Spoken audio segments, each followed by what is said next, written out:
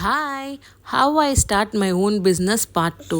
So இன்றைக்கி யோசிச்சுட்டு அடுத்த நாளே முடிவு பண்ணிவிட்டு நான் கிளாஸுக்கு போயிட்டேன். ஸோ போனது ரொம்ப ஈஸியாக இருந்தது. கற்றுக்கிட்டு சர்டிஃபிகேட்டெல்லாம் வாங்கிட்டு ஒரு பிஸ்னஸ் ஸ்டார்ட் பண்ணணுன்னு யோசிக்கும் போது ரொம்ப யோசித்தேன் நான். ஏன்னா எனக்கு 2 மந்த் டைம் ஆச்சு நான் திங்ஸ் வாங்குறதுக்கு. ரொம்ப ஆராய்ச்சி பண்ணி எங்கே கம்மியாக கிடைக்கும், எந்த மாதிரி பொருள் இருக்கும், குவாலிட்டி இருக்குமா, பிராண்டட் இருக்குமா.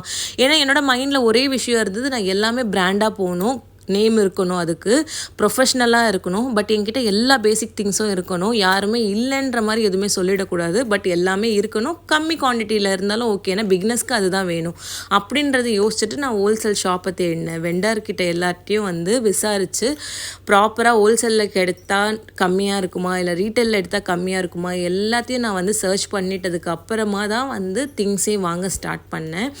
ஆஃப்டர் 2 மந்த்துக்கு அப்புறமா தான் எல்லா திங்ஸும் என் கையில் சேர்ந்தது.